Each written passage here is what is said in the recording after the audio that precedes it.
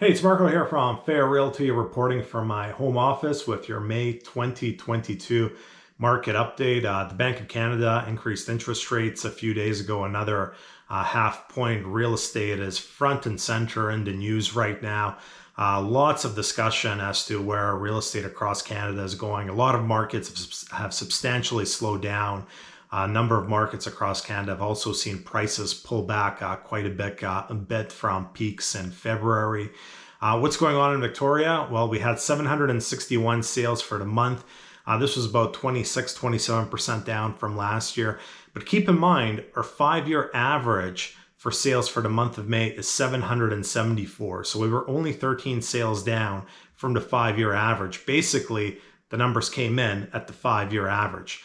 Inventory came up to over 1,700. Keep in mind, in January, we only had 700, so we've increased 1,000 units of inventory in the last 5 months. And I think we really need this. Things back in January were kind of critical in terms of inventory.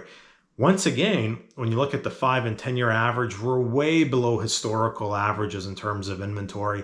Let me give you an example. June 2012, so 10 years ago, or May 2012, we had over 5,000 listings, and right now we have a bit over 1,700. So we have a long way to go to get even to a more balanced market in terms of inventory, let alone a buyer's market. Prices.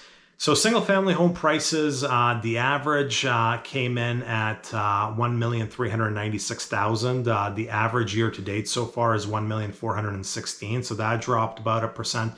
The median came in at $1.24 million. The average median for the year has been $1.275. So a bit of softness there.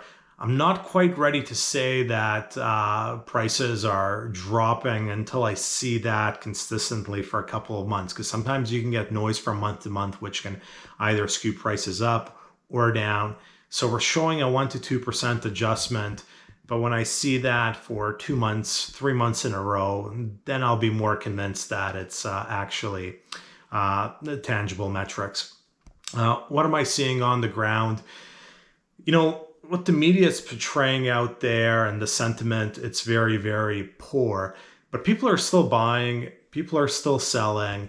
With inventory being below the 5 and 10-year average, you're still not going to get a spectacular deal. But now you can often get offers with conditions. A lot of properties are having less and less offers. Mind you, that being said, this past week, we did 4 transactions and 3 of our buyers ended up in multiple offers. So if it's an attractive property, people are still submitting offers, and often it goes into multiples. Obviously, the percentage of properties going into multiple offers is decreasing.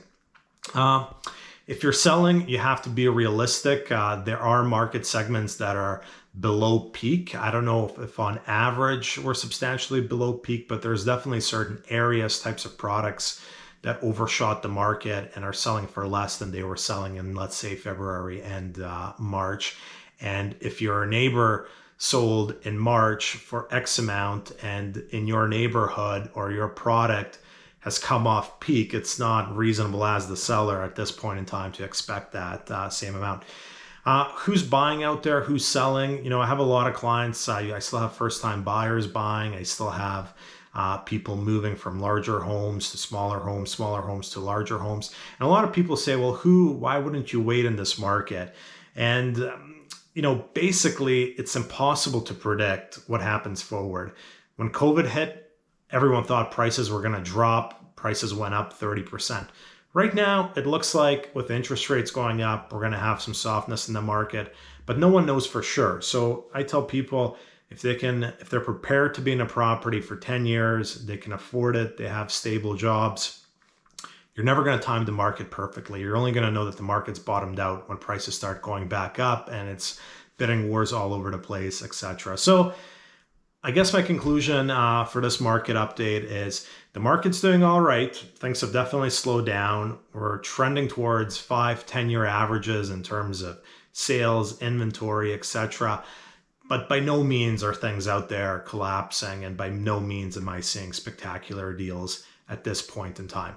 That's it for this week. Marko, Juras, Fair Realty.